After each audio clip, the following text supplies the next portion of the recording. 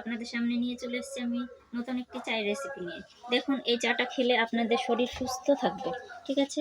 সবারই ঠান্ডা কম বেশি লাগে, সেই জন্য আমি চাইছি যে সবাই সুস্থ থাকুক, ভালো থাকুক। এই নিয়ে আমি এই রেসিপিটা শুরু করেছি। এটা একটা দারচিনি পাতা, প্রথমে আমি দিয়েছি তুলসী পাতা। এটা একটা দারচিনি পাতা, ঠিক আছে? এই দারচিনি পাতাটা দিলে ফ্লেভারটা খুব সুন্দর আসবে। আর এটা হচ্ছে রাম তুলসীর পাতা।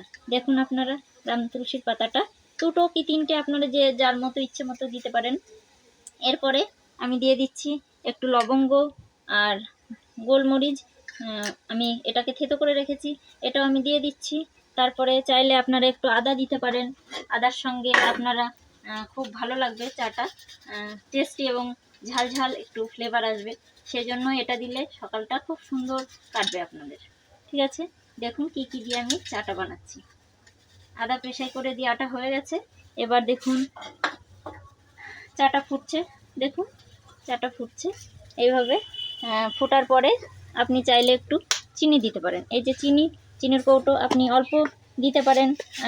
যে যেরকম মিষ্টি খেতে পছন্দ করে সে সেরকম দিন। আমি এরকম একটুখানি চিনি দিচ্ছি, কারণ এটা খুব সুস্বাদু এবং ভালো লাগবে, বাচ্চারাও খেতে পারবে, ঠিক আছে? এটা ঠান্ডা লাগার থেকে আপনাকে রেহাই দেবে।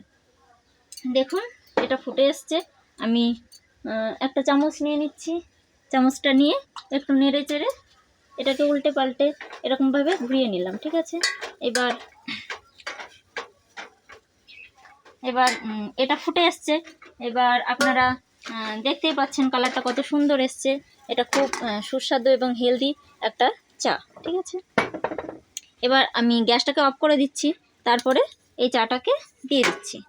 চাটা দেওয়া হয়ে গেলে আপনি এটাকে নেড়ে চেড়ে, ঠিক আছে, একটু 1 মিনিট কি কয়েক সেকেন্ড আপনি অফ করে রাখুন। তারপরে দেখুন চায়ের কালারটা কত সুন্দর এবং টেস্টি লাগবে, ঠিক আছে? হয়ে গেছে। এবার আমি এটাকে খুলে রাখলাম। এবার দেখুন চাটা কত সুন্দর কালার এসছে। আমি এটাকে বড় গ্লাসে নামালাম, আপনারা চাইলে ছোট গ্লাসে নামাতে পারেন।